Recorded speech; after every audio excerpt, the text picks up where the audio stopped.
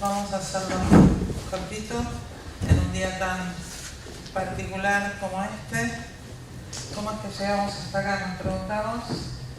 Bueno, acá mismo es el salón Rodolfo Audi del CIPREVA y de la FADPREN. Bienvenidos a todas y todos. Hoy, en continuación con las charlas que vinimos haciendo en junio y julio sobre geopolítica y guerra híbrida, hoy nos visita Verónica Sforcin, gracias.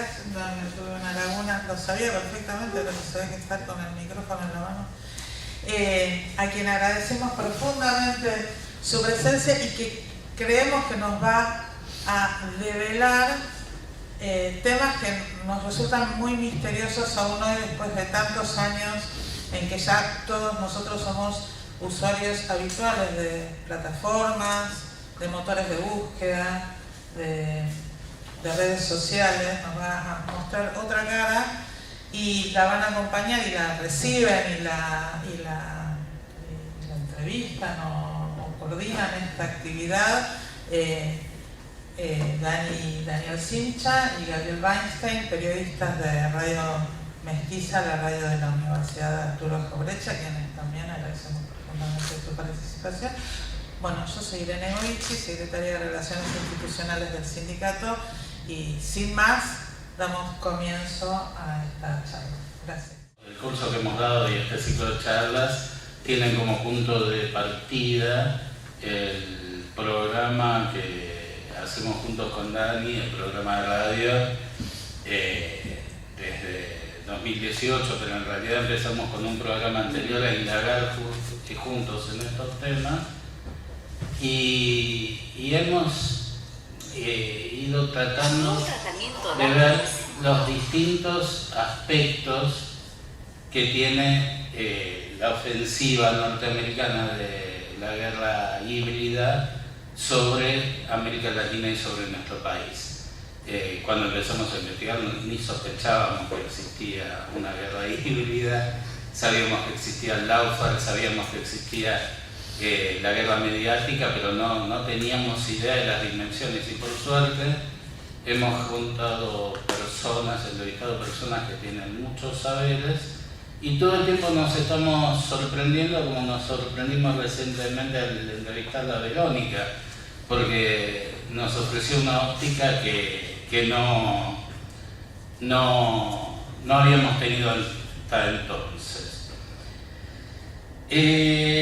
Como vimos, uno de los elementos centrales de las operaciones contra Latinoamérica y Argentina que llevan adelante los Estados Unidos y sus aliados es esta guerra híbrida, una guerra global y fragmentada, y que tiene un elemento clave sobre nuestra región, que es la guerra cognitiva. Las plataformas, explica Verónica, no son neutrales, son desde su misma concepción instrumentos de manipulación. En su desarrollo confluyen grandes empresas tecnológicas supranacionales y instituciones militares y de espionaje de los Estados Unidos.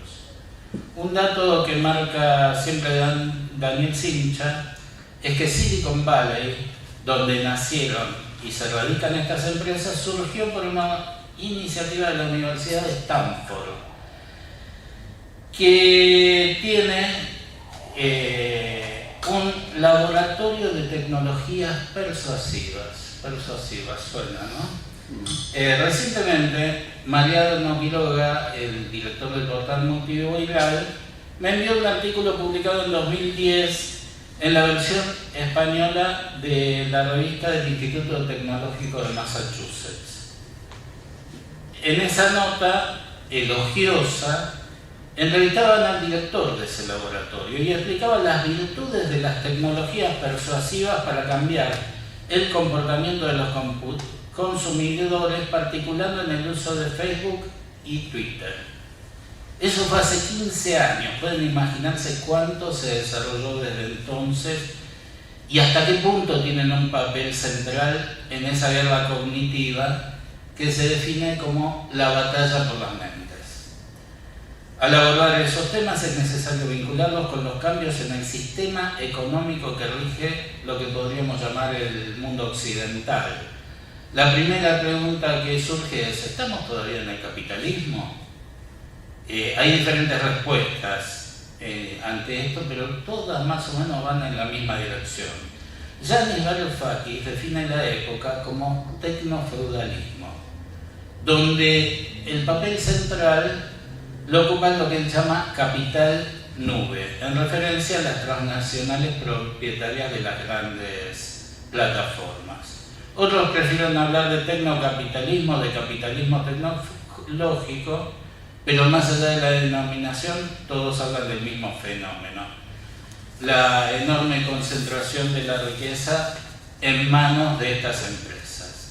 Vale resaltar que para lograrlo necesitan apoderarse de nuestros recursos naturales, no solo los minerales, sino también de nuestros datos, que son el alimento de esas tecnológicas, y en particular de las inteligencias artificiales que funcionan por autoaprendizaje.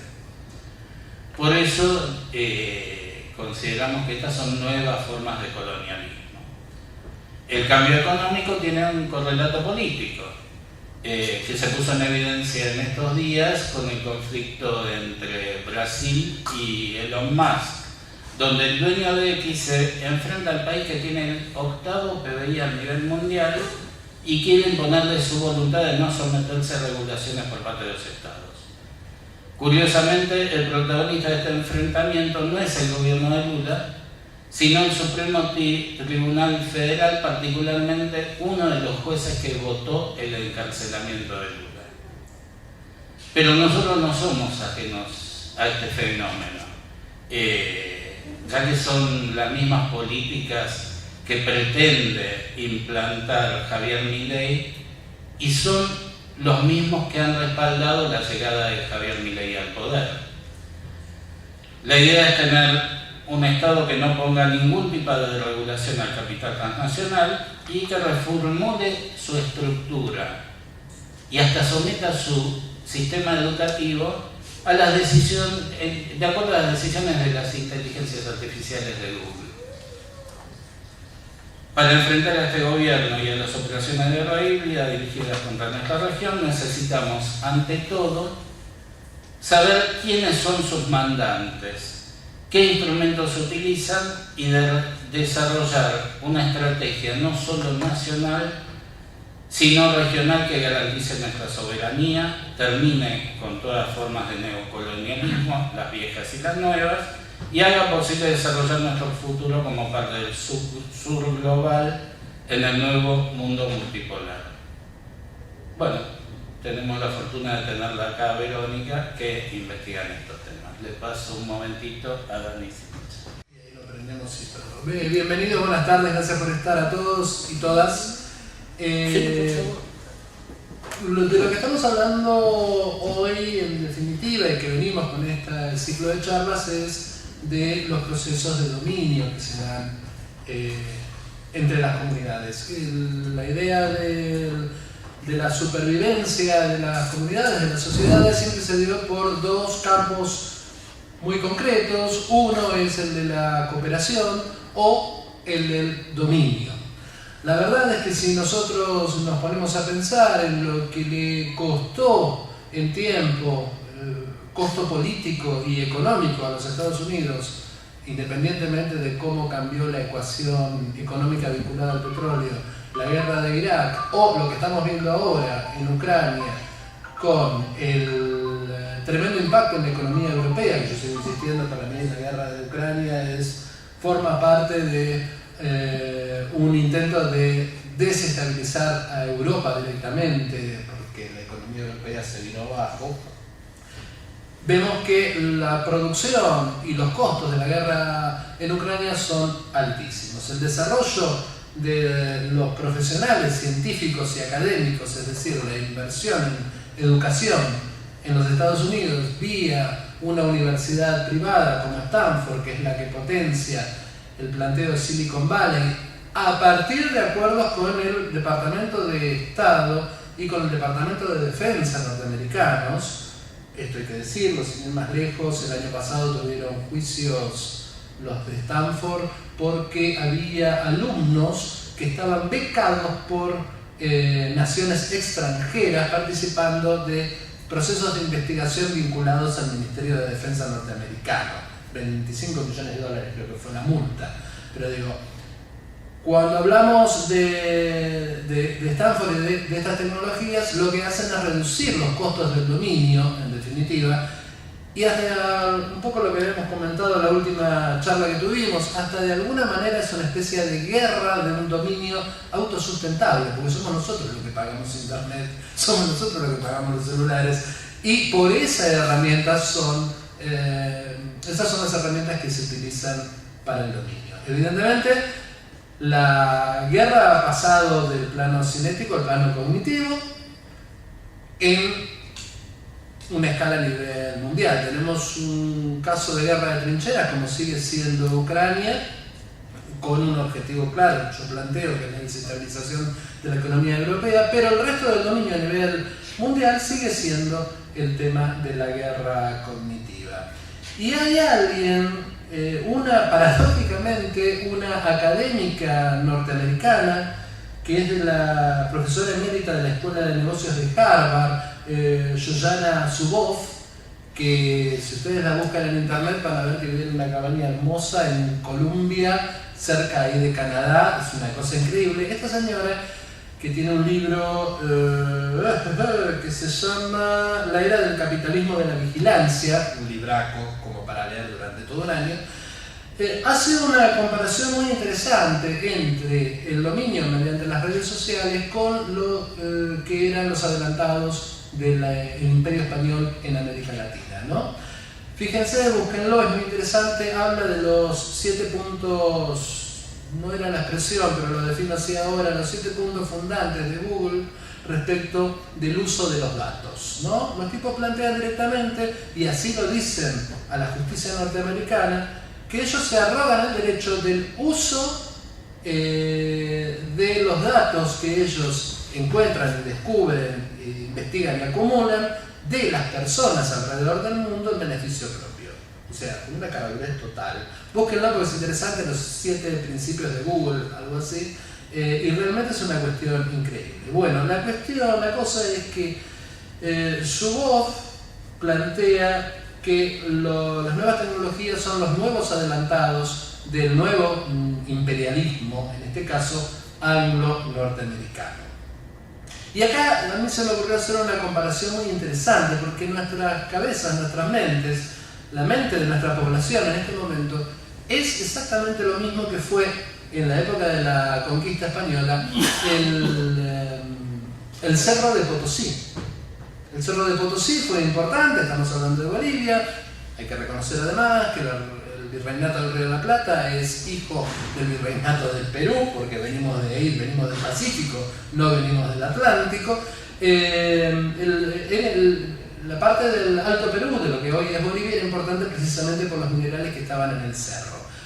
A partir de ahí la corona española empezó a pagar deudas y a sostenerse dentro del concierto de las coronas europeas, pero además de eso, lo que hicieron fue prácticamente reducir a una colina lo que había sido un hermoso cerro, porque le sacaron toda la plata y todos los minerales habidos y por haber.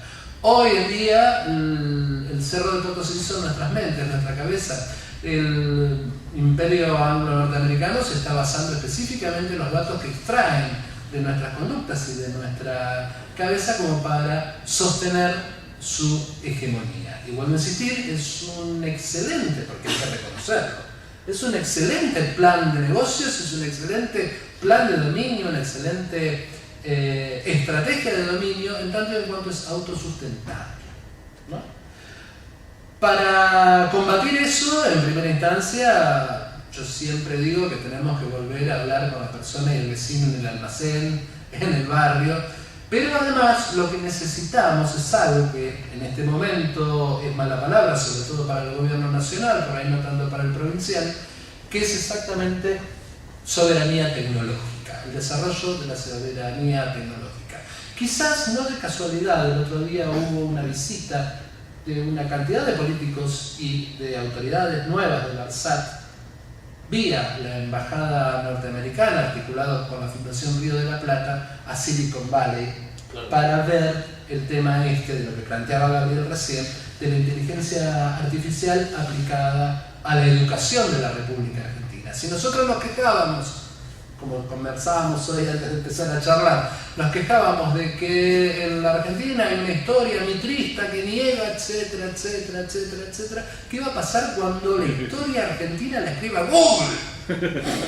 Imagínate, ¿no? Diego Maradona va a pasar a desaparecer directamente. San Martín era un señor que vendía velas en la Plaza de Mayo, ¿no? Porque la verdad es que va a ser eso. Lo podemos ver, sin ir más lejos, Julian Assange planteaba que durante los últimos 70 años las guerras que se habían creado eran a partir de las mentiras, y sobre todo las mentiras de los medios de comunicación. Vuelvo a insistir, tenemos la herramienta, busquemos y vamos a ver que todo eso es cierto. Pero el eje central y la defensa de nuestro país, en definitiva, porque esto es, aunque no lo quieran creer y aunque desgraciadamente compañeros nuestros lo nieguen, esto es una guerra de dominio. Y la forma de defendernos es precisamente de lo que va a hablar hoy Verónica, que hay que decirlo. Todo esto lo armamos para darnos el gusto a nosotros de escuchar a la gente que nos interesa, ¿no? Así que bueno, nada más, Vero, todos. Bueno, antes que nada, muchas gracias por la invitación. Gracias a Daniel, gracias a Irene también, y gracias a Gabriel.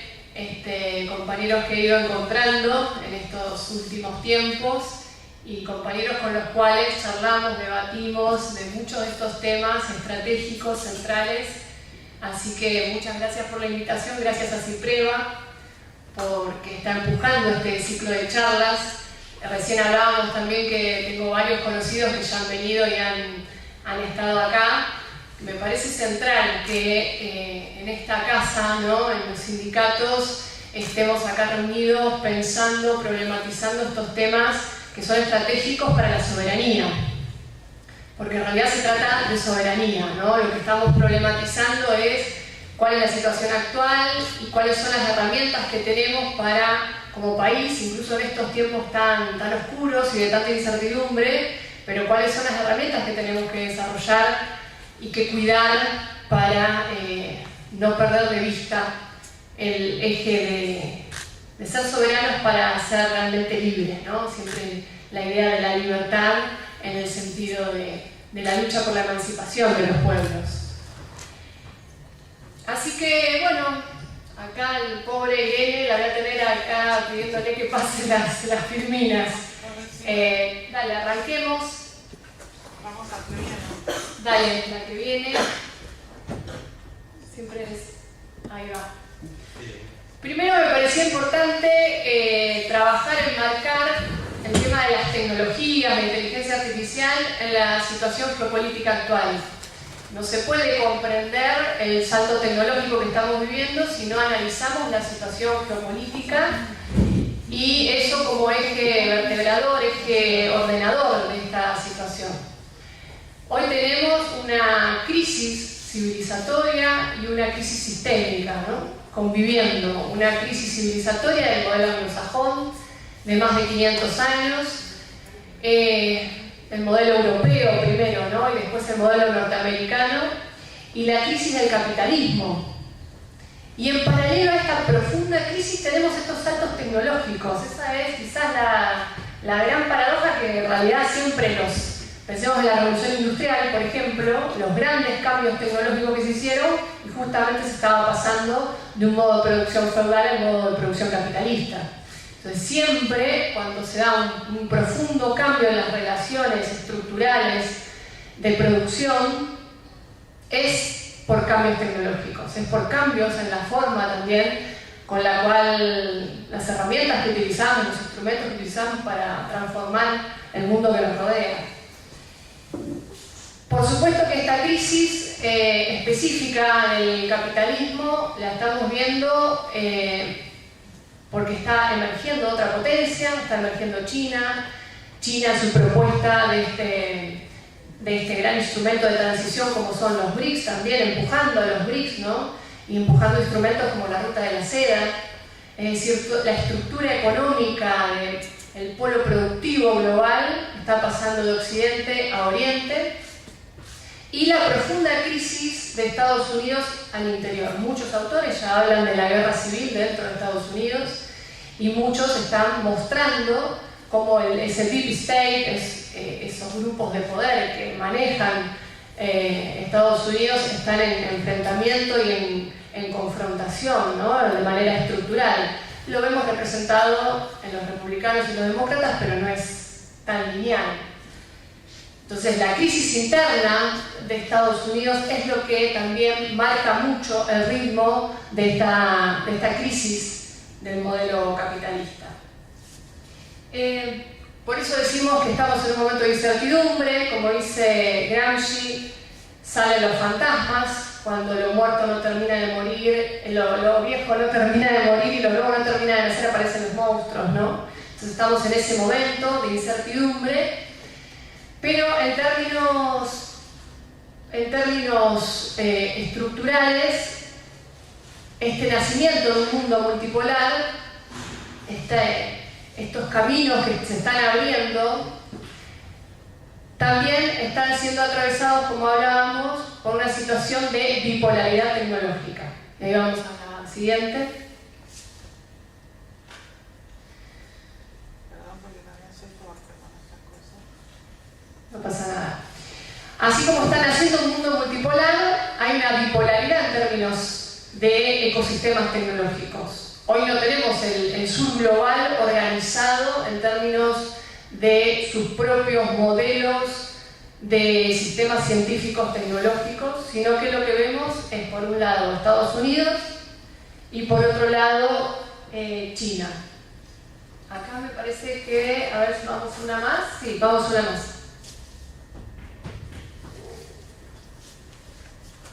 Vemos a Estados Unidos desarrollando lo que yo llamo, y como decía Daniel recién, Yoyana Zuboff trabaja en su tremendo libro de investigación, que es el capitalismo de la vigilancia, o un tecnocapitalismo.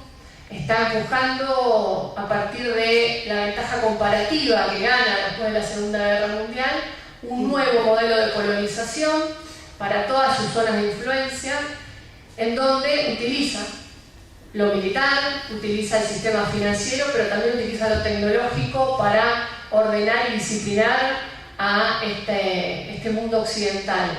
Por supuesto, en competencia con China, que China marca otros tiempos y está empujando otra propuesta, incluso con otra ética. Esto también hay que decirlo, ¿no? Con una ética del bien común, con una ética de la prosperidad común, y el ecosistema tecnológico que propone es diametralmente distinto.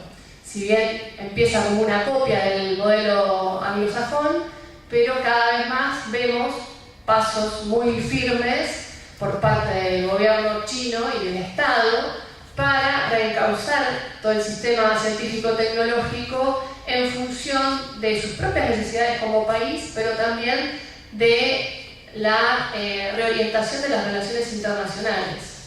Ahora lo vamos a ir viendo, ¿no? Y vamos a ir haciendo una comparación entre estos dos modelos. Por supuesto que América Latina está subordinada al modelo anglosajón. Ese es nuestro primer gran problema. América Latina y el sur global no maneja hoy los dos, podríamos decir, un doble estándar, y por lo tanto puede ir y venir en los dos ecosistemas tecnológicos, sino que está subordinado al modelo anglosajón.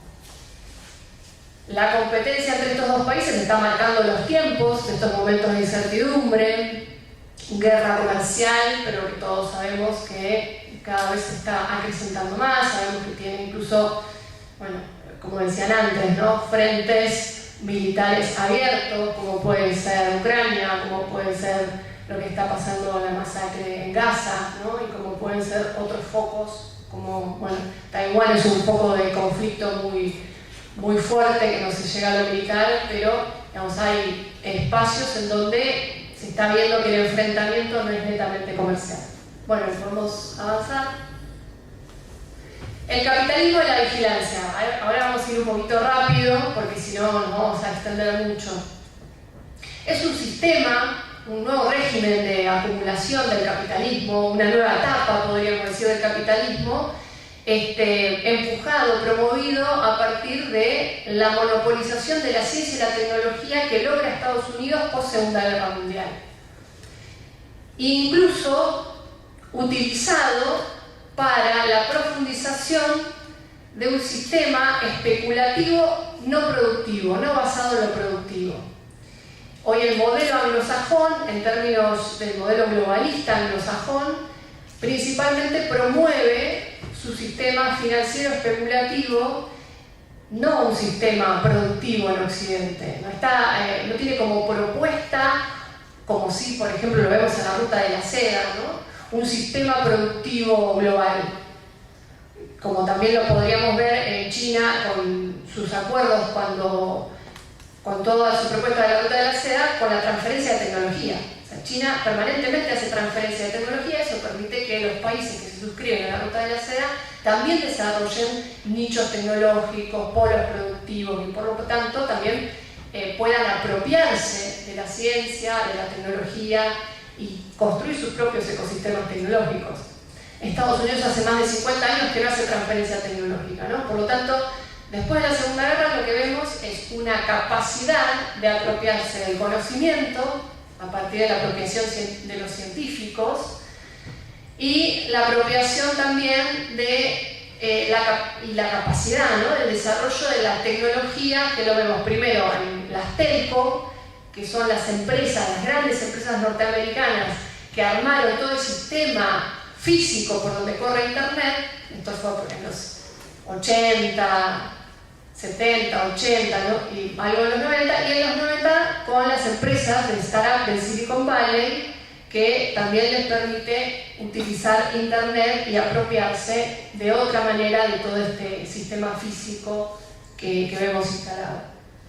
Entonces, ahora vamos a hacer un pequeño punteo, algunas de las características centrales del capitalismo de la vigilancia. Como decía, esto empieza después de la Segunda Guerra Mundial, se genera un microclima en California, en el Silicon Valley, por supuesto totalmente subvencionado, subsidiado, no solamente a partir de miles de millones de dólares, sino también de beneficios impositivos. ¿Sí? Todas estas empresas, primero las telco, después todo el desarrollo del software, por parte del gobierno de Estados Unidos, a partir de su agencia de DARPA, agencias del Pentágono, Inquetel, que es un fondo financiero que pertenece al Pentágono, o más actualmente tenemos a la NSA, la Agencia de Seguridad Nacional, también interviniendo ahí, y distintas partes del Estado estadounidense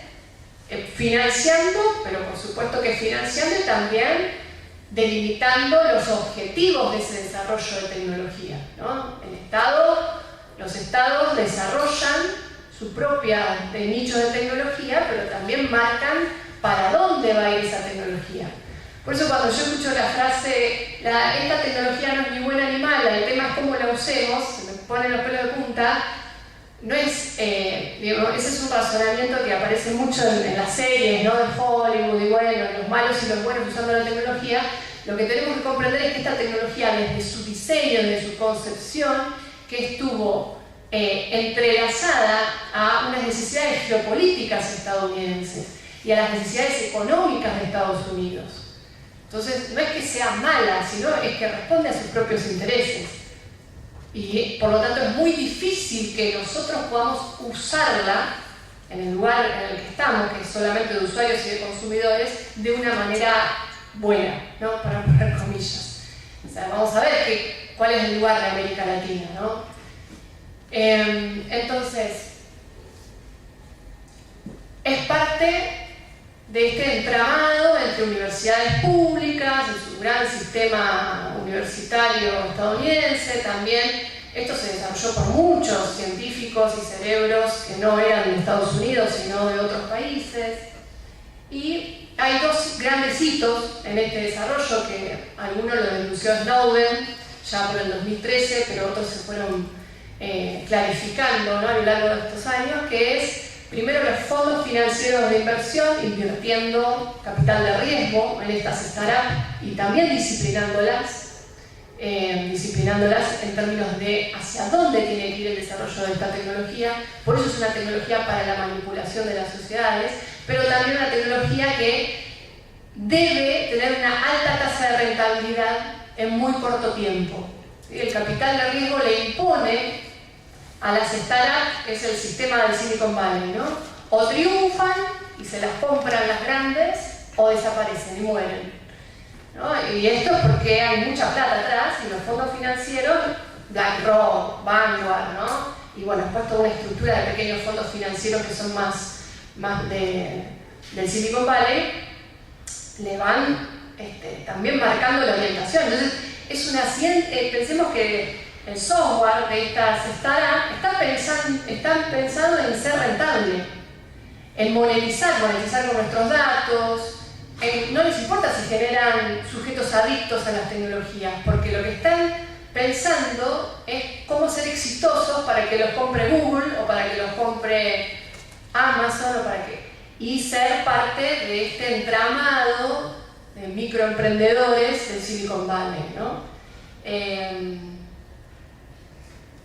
Entonces, ese es uno de los hitos. El otro hito es con el gobierno de Bush hijo, todo el sistema, que por ahí es más conocido, de la vigilancia total, donde el Pentágono avanza, ahí son como las dos partes del Deep State, ¿no? El Pentágono avanza también hacia dentro del Silicon Valley, disciplinando y ordenando toda esta estructura tecnológica y la pone en relación a la vigilancia global. Recordemos guerra de Irak, ¿no? Terroristas, el eje del bien, el eje del mal, y eso ha sido denuncia Snowden, por eso también se tiene que ir de Estados Unidos, en donde dice, bueno, se está vigilando, incluso a los presidentes, ¿no? Ahí es cuando también se destapa, en el 2015, Dilma Rousseff sale a denunciar, ella fue vigilada, ¿no? Sus correos electrónicos, y en un gran mensaje que ella da en la ONU, que realmente no se difunde lo suficiente, dice: América Latina tiene que avanzar en el 2015 en soberanía tecnológica, vamos a cerrar el anillo de fibra óptica, vamos a avanzar en satélites propios. Ahí vino el golpe de Estado parlamentario, ¿no? A Dilma Rousseff. Incluso Brasil fue vanguardia en términos mundiales, fue el primer país, después de que se desarrolló la red mundial en Brasil, el primer país en sacar la constitución para Internet. Antes que China incluso, una constitución para ordenar y para reglamentar Internet. Bueno, son los dos grandes hitos, ¿no? Que podemos ver cómo disciplinan al Silicon Valley, organizan las reglas del juego de ese polo productivo. Bueno, acá una frase, ¿no? Me parece bastante clave. Hay muchos autores, incluso muchos que están dentro de Estados Unidos y esto lo ven. Tenemos a David Harvey, que habla de por qué el éxito del Silicon Valley, ¿no? Y la concentración, hiperconcentración global del conocimiento, que sin eso hubiera sido imposible. Y, pensemos esto: ¿por qué el Silicon Valley solamente se desarrolla en Estados Unidos? No se desarrollan otros Silicon Valley a la vez, en paralelo, ni siquiera en Europa, en América Latina, ni hablar en África, ¿no? Bueno, estas eran las líneas rojas, son las líneas rojas, ¿no? Después está la propuesta, que es la que vemos hoy en Argentina y lamentablemente en toda América Latina, de que sea la región una terciarizada del Silicon Valley. Es decir, al generar algunos nichos en la región, algunos nichos con algunos ingenieros y lo que quede del sistema científico-tecnológico, trabajando para Google, trabajando para Meta, trabajando para Alphabet, para Jeff Bezos, por ejemplo, pero no el desarrollo de toda la cadena de valor de la tecnología. ¿Sí? Eso es muy claro y hay que ver la diferencia.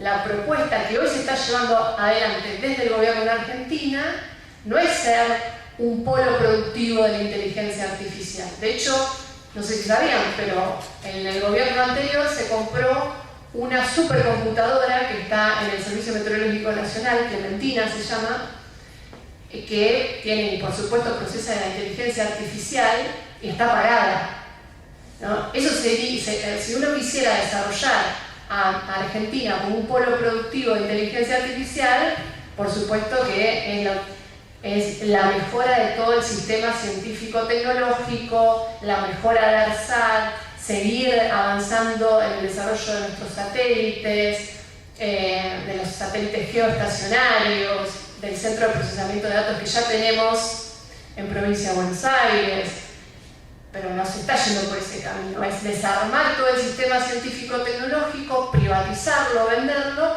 y generar solamente algunos nichos con el conocimiento científico que tenemos subordinado a este modelo anglosajón de la vigilancia y, bueno, podríamos hablar mucho más, ¿no? Pero esa es la propuesta. Pasamos. Bueno, acá se ve físicamente, a mí me parece muy interesante verlo en los mapas, ¿no?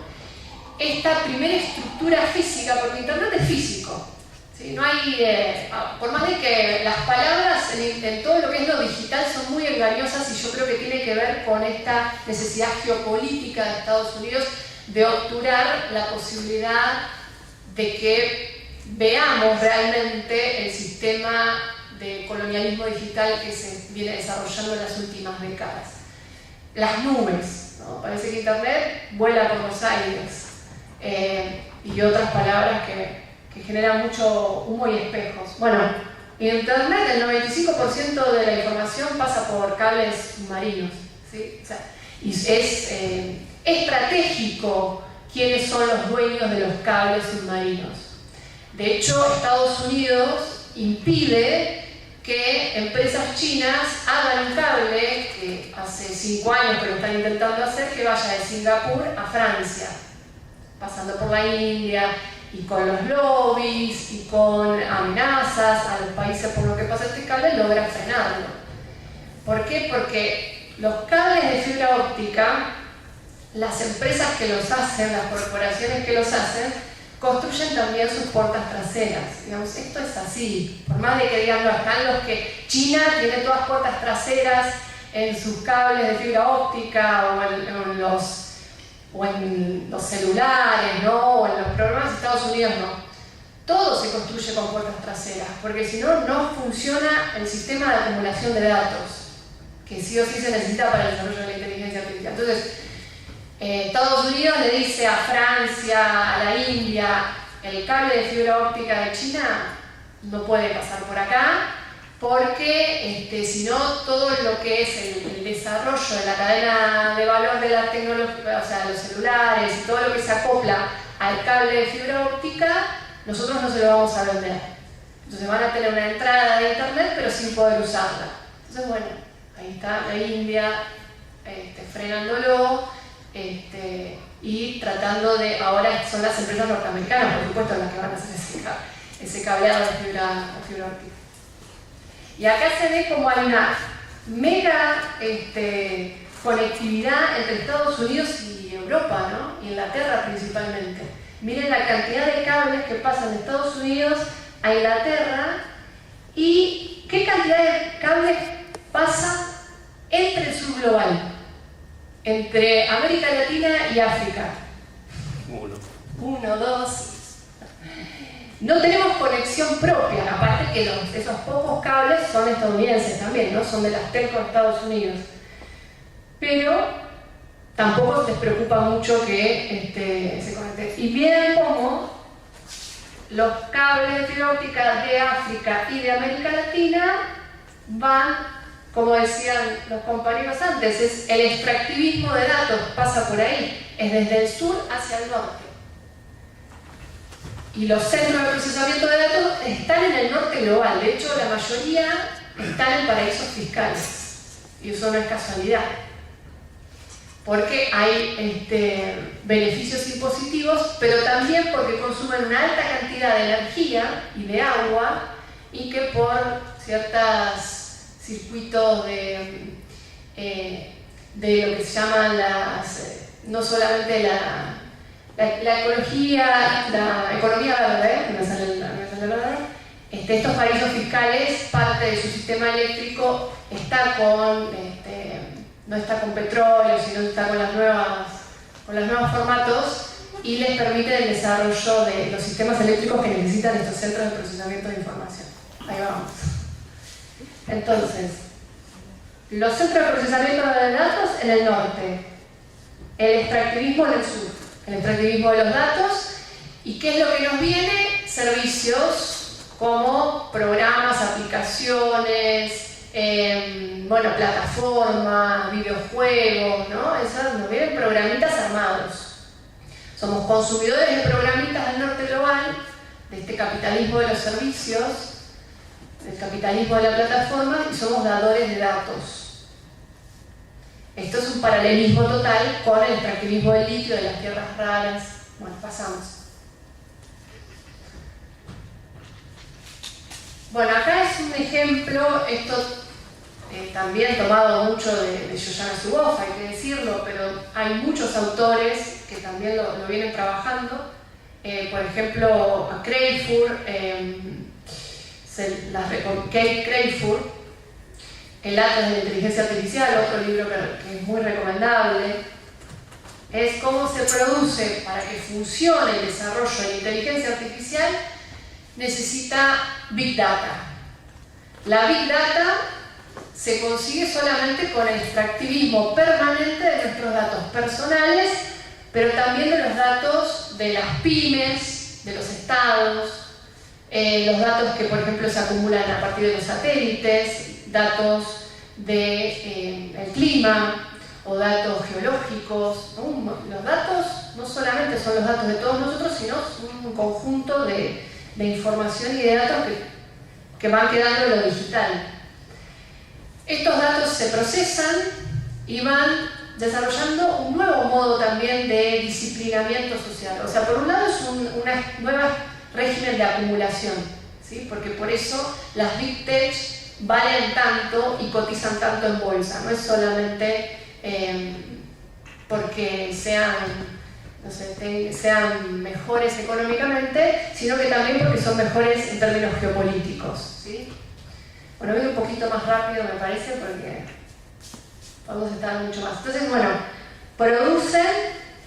producen información, acaparan datos, esos datos se procesan y a nosotros nos llegan a partir de la venta de publicidad, la venta también de ideas, y bueno, la capacidad de manipular nuestras propias emociones, nuestros propios comportamientos. Se desdobla, ¿no?, en términos monetarios y en términos políticos e ideológicos. El nuevo régimen de acumulación tiene intereses en tanto estructura económica, pero también tiene la capacidad de instalar ideas, de instalar visiones, y una capacidad más profunda en modificar nuestros comportamientos. Porque como todo el tiempo estamos usando nuestro celular, tiene una capacidad de influenciar en lo que nosotros vamos a hacer mañana. Porque al conocernos tanto, por tener nuestros datos que nosotros dejamos permanentemente en el celular, lo que se llama la huella digital, construyen perfiles psicosociales de cada uno de nosotros y tienen la capacidad de orientarnos en la compra de mercancías, pero también de orientarnos en ideas, en valores, en creencias. Y ahí es cuando viene la capacidad que tiene la OTAN de desarrollo de la guerra cognitiva y la capacidad de modificar el comportamiento. O sea, la guerra cognitiva solamente se puede hacer previo a la monopolización de esta tecnología y a la utilización de esta tecnología para las necesidades geopolíticas de Estados Unidos en la actualidad. No, o sea, este avance, podríamos decirlo incluso así, este avance del capital hacia la vida en comunidad solamente es posible por la monopolización previa de las tecnologías y del conocimiento que se da después de la Segunda Guerra Mundial. Bueno, pasamos esto, unas frases. Este es un mapa que muestra cuando 2009 se están instalando las redes sociales a nivel global, la heterogeneidad de las redes sociales, y esto es del 2018, ya es viejo, hoy sería más monopólico todavía. Vemos como en todo Occidente prácticamente Facebook, que hoy es Meta, es la red social hegemónica. Ahí vemos la necesidad de que no podía haber muchas empresas distintas ofreciendo estos programitas que son de redes sociales, sino que se tenía que instalar Facebook. Facebook se instala con lobby, se instala con negocios, ¿no? Con los estados, con los gobiernos. No es solamente porque es lo único que existe, ¿no? Bueno, pasamos. Bueno, China es otro ecosistema tecnológico. Primero y principal, o sea, todo lo que nosotros leemos de China es una lectura occidental, llega muy poca información diversa que uno pueda analizar, ¿no? Y tener distintas fuentes. Casi todo está filtrado por los grandes medios de comunicación occidentales o las redes sociales occidentales. Entonces también hay que leer todo con pinzas, ¿no? Lo que vamos viendo es que, por supuesto que China desarrolla un ecosistema tecnológico, está desarrollando la inteligencia artificial, hoy es líder en términos de patentes del 5G, y lo que tiene que ver incluso específicamente con inteligencia artificial está ahí cabeza a cabeza con Estados Unidos. Pero este ecosistema tecnológico está subordinado al Estado. Ha logrado, incluso a grandes corporaciones como Alibaba, Tencent, Baidu, que son los conglomerados chinos, subordinados a primero un esquema productivo. Estas empresas, parte de su ganancia, pensemos si en Occidente pasara esto, ¿no? Gran parte de sus ganancias se destina al desarrollo del sistema de salud en China, al desarrollo de nichos de polos productivos en las provincias todavía más agrarias, se destina al sistema educativo. Y aparte, el desarrollo de esta inteligencia artificial principalmente está orientada a mejorar la estructura de producción, distribución y comercialización de los productos chinos. No está utilizada para la manipulación social. No hay datos de eso. Los datos de los chinos que se extraen, de la población china, ¿no? Que se extrae a partir del uso de redes sociales, son propiedad del gobierno y del Estado chino. ¿Sí? No son no son dueños de las corporaciones de los datos. Y es el Estado el que le da a las corporaciones los datos para que puedan desarrollar el machine learning, es decir, las capacidades de la inteligencia artificial, ¿no? De todos esos pequeños desarrollos tecnológicos que hacen a la inteligencia artificial. Esto es muy importante porque está basado en otra ética. Es la ética del ganar-ganar que vemos en la propuesta de los BRIC o de la Ruta de la Seda, pero es la ética también de un destino compartido, de un destino común. Por supuesto que la vigilancia es fuerte en China, y esto se puede comprender también si problematizamos la cultura china y la relación del gobierno con el pueblo a partir de las elecciones que tienen, digamos, cómo van desarrollando su estructura política de gobierno, ¿no? O sea, en donde la seguridad y la vigilancia es una parte fundamental, pero no es una parte que entra en conflicto con las necesidades sociales. Bueno, vamos a avanzar.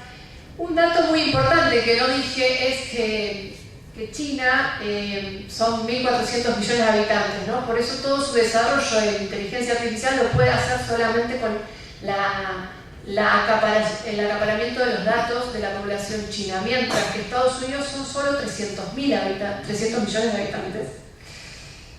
Por lo tanto, necesita sí o sí, para competir con China en esta disputa tecnológica, sí o sí, acaparar los datos de Europa, de África, de América Latina.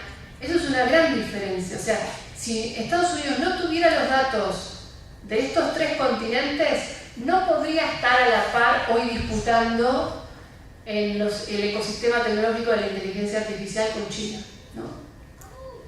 Bueno, acá está el equipo nacional de inteligencia artificial de China, donde tenemos a Baidu, Alibaba, Tencent, ¿no?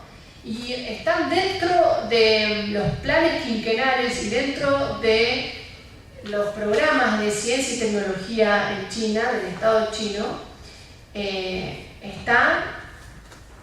las directrices del Estado atraviesan al equipo nacional. Se llama así equipo nacional porque está subordinado a las directrices del Estado.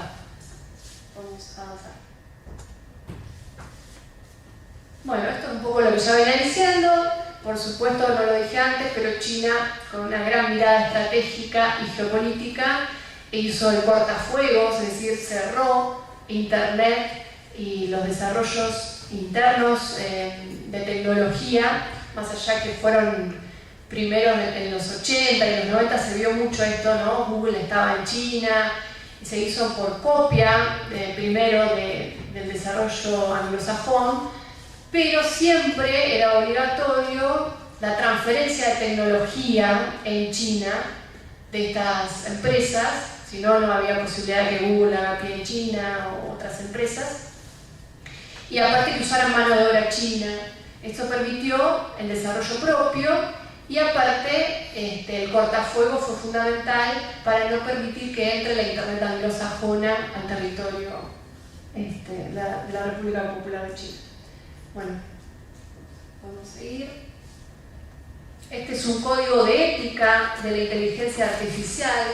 Y esto es muy importante, me parece, difundirlo, porque miren cómo desde esto en el modelo anglosajón no se ve cuál es la ética en la cual se tiene que basar el desarrollo de la tecnología.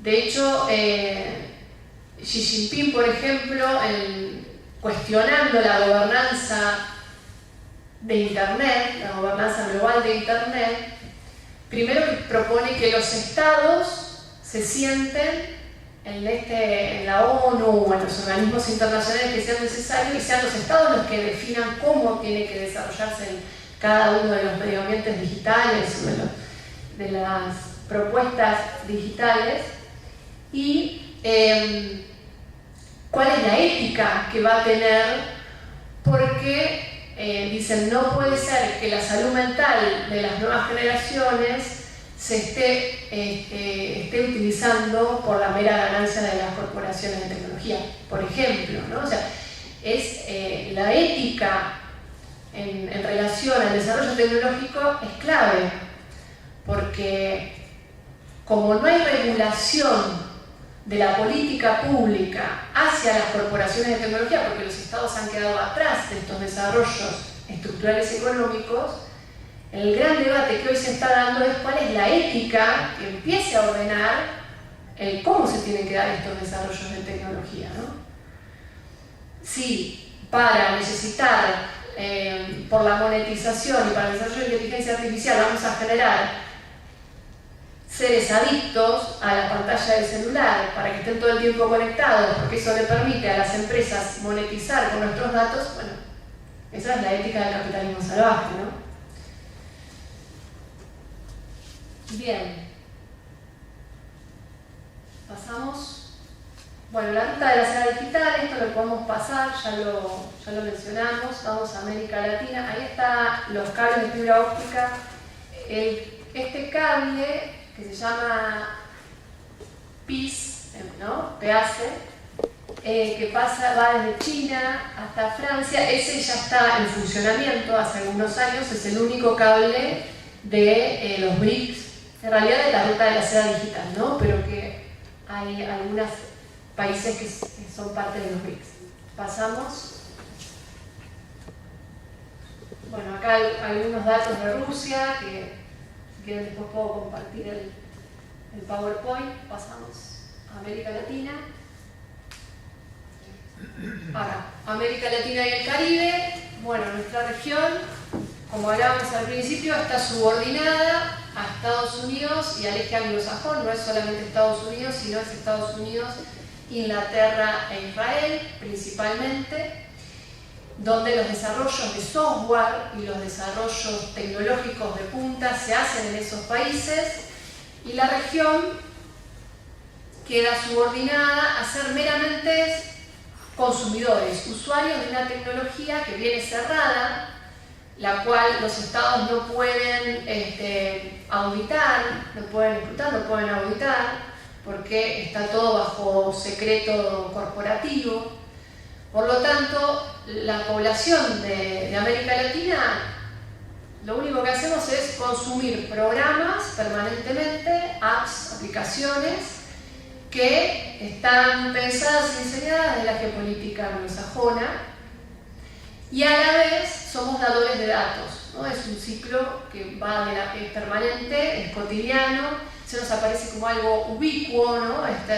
Es un medio ambiente, ¿no? Hay algunos autores en Argentina que hablan de que no son instrumentos, ¿no? Sino que ya es un medio ambiente el cual habitamos, y ese medio ambiente lo que hace es de manera difusa, sin que lo podamos ver o analizar, generar este sistema de extractivismo social de datos permanente, y a la vez cosificarnos, ¿no? Como sujetos, porque solamente somos usuarios y consumidores, no tenemos la capacidad de apropiación de estas tecnologías. Y la pregunta es cómo desde América Latina vamos desarrollando capacidad de apropiación. Por supuesto que es en una relación entre los estados y la comunidad, problematizando a las tecnologías y construyendo una mirada crítica respecto de las tecnologías, ni hablar que tendríamos que avanzar en la educación digital en las escuelas. A las escuelas y los jóvenes, ¿no? Los nativos digitales, consumen permanentemente tecnología extranjera, pero no hay ninguna voz oficial en las escuelas que problematice qué son estas nuevas mediaciones. ¿Es un ambiente público o es un ambiente privado? A veces, cuando nos cuesta comprender la poca significación que tiene lo público y el estado de las nuevas generaciones, yo me pregunto, la vida de las nuevas generaciones pasa en un 90% dentro de las redes sociales que son privadas, en donde el Estado no existe. Yo entro a Rappi para pedir que me manden un auto, o me manden comida, o entro a Uber, o uso la aplicación de Mercado Pago, uso las redes sociales para conectarme con mis amigos, con mi novio. ¿Dónde está el Estado ahí? ¿No? Pensemos en un nativo digital, no nosotros que convivimos con lo analógico y lo digital. ¿Dónde está el Estado? Por eso, más allá que después, cuando nos enfermamos, vamos al hospital, o la educación pública, todo el sistema de educación pública en el cual también habitamos, pero eso no se significa de la misma manera que las redes sociales, porque es en las redes sociales donde yo construyo afectos, donde construyo mi subjetividad. Ese es el principal de los problemas que está teniendo América Latina, las subjetividades de los latinoamericanos, y por eso somos tan permeables a esta guerra cognitiva. La subjetividad pasa a través de corporaciones transnacionales anglosajonas. Están desprotegidas realmente las nuevas generaciones.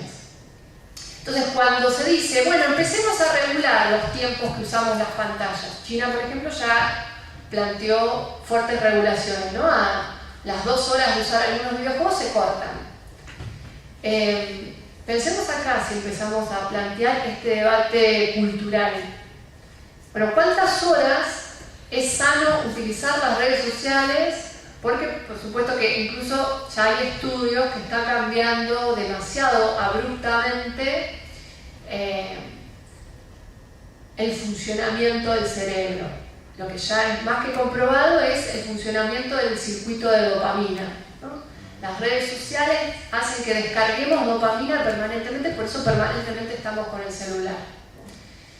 Pero eso genera atrofias, porque lo que yo hablo del significado de la construcción de mis afectos en las redes sociales es todavía más estructural real cuando yo dependo del me gusta de la red social, que eso me hace que yo produzca la descarga de dopamina, y cuando tengo un abrazo físico no lo significo de la misma manera, no lo vivo de la misma manera, no me atraviesa de la misma manera, porque la descarga de dopamina ya estuvo gastada a partir de las redes sociales, ya la gasté en el uso permanente de las redes sociales. Entonces, pensemos que también esto en términos de subjetividades, y mucho para decir en términos de funcionamiento biológico del cerebro, de la mente. Ahora, también instalan ideas, el sistema de desinformación, los discursos de odio, todo eso se está instalando en Occidente vía las redes sociales. Las redes sociales necesitan que se difundan noticias falsas, porque una noticia falsa se difunde 70% más rápido y cada vez más en tendencia que una noticia verdadera. Y que se difunda más rápido y más veces, es más gente enganchada en lo digital. Entonces, si todas las noticias fueran verdaderas, si a mí no me atraen demasiado, si no tuvieran que ver con justamente mis preconceptos y no afirmaran mis preconceptos y mi sistema de creencias, yo no me metería tanto en las redes sociales. Me meto constantemente porque también es un sistema de autoafirmación. Entonces ahí tenemos un problema, porque ya la circulación de las ideas no las pueden manejar los estados nacionales, por supuesto que no, pero sí las manejan las corporaciones norteamericanas, porque no es que no las maneja el Estado, no las maneja nadie. Somos libres, y es la libre circulación de la información en las redes sociales. No, por supuesto que se difunden determinadas noticias falsas. Se difunden nuevos sistemas de creencia, que es la creencia de que todo vale, el sistema de posverdad. Por lo tanto, un sistema de desinformación. Muchas cosas más podríamos decir, ¿no? Un autor, Liu Han, habla de este problema incluso en salud mental, porque la saturación de información genera el cansancio mental, ¿no?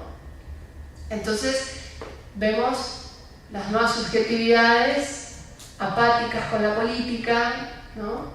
Y que en términos ideológicos no suscriben a ninguna, porque no hay ya esa capacidad narrativa que tenían incluso los viejos partidos o movimientos de masas.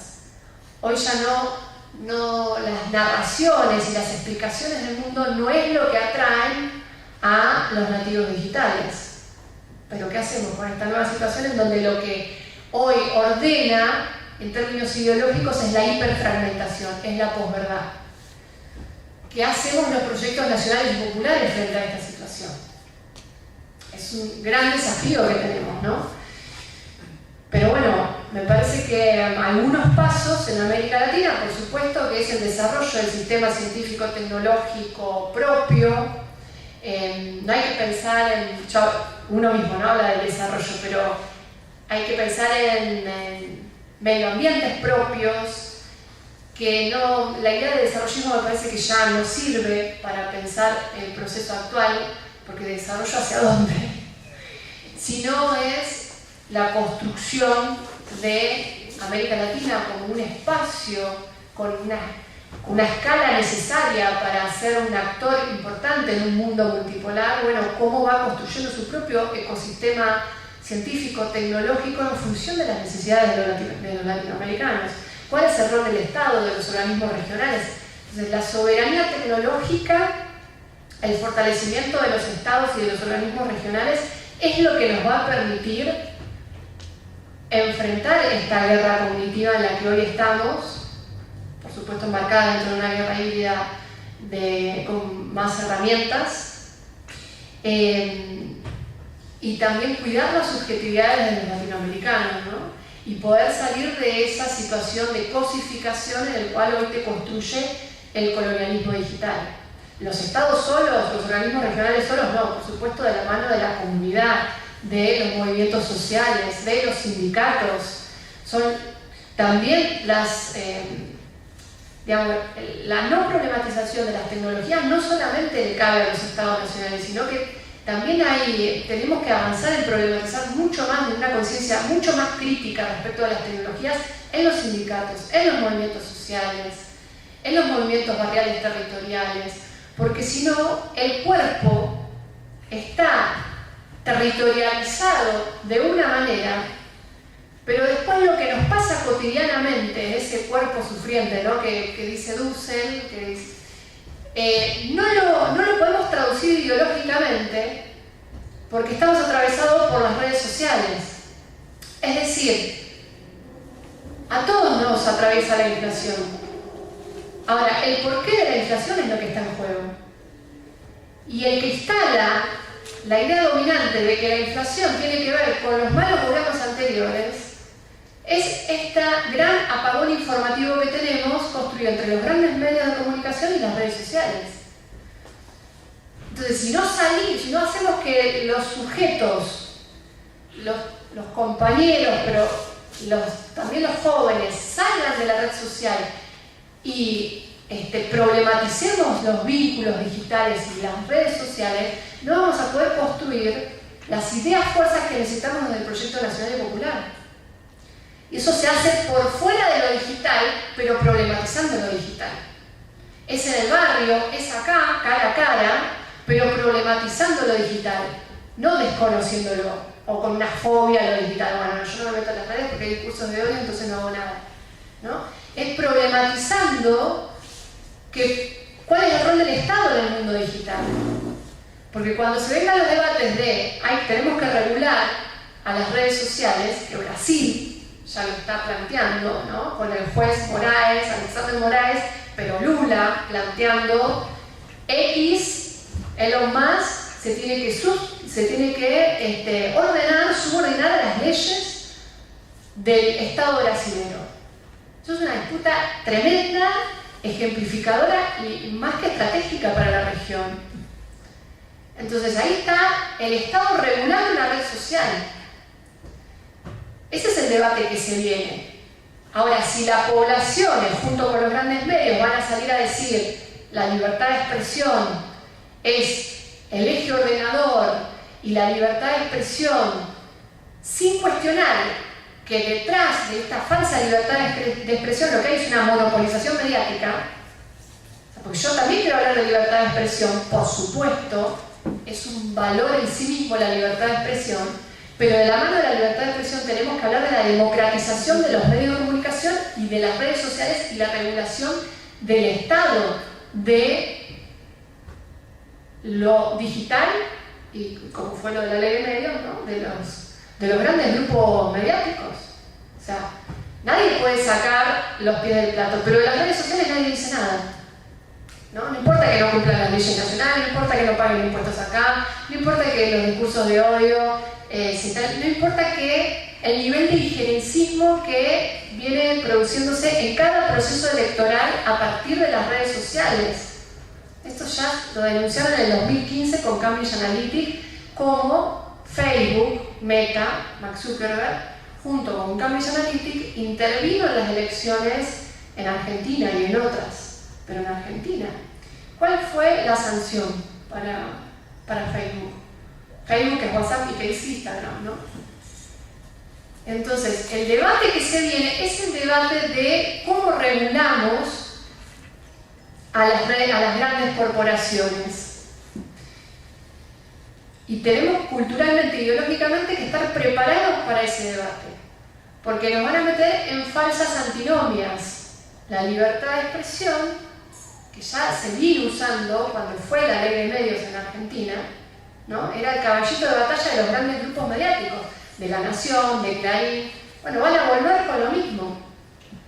Claro, lo que desconocen y tapan es la monopolización de los medios de comunicación. Bueno, hoy tenemos una monopolización de los medios de comunicación a nivel global, que son las redes sociales.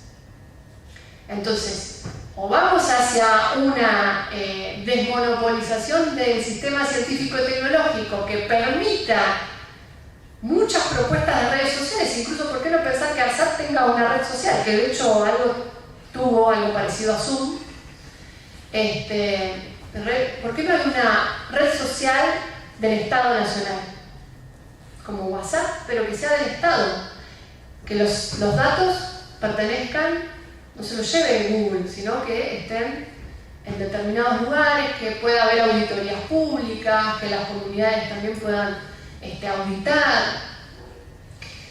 Bueno, estos son algunas líneas, me parece algunas líneas importantes a empezar a plantear. Difícil, ¿no? Porque son tantos temas y tan urgentes, los que todos son urgentes.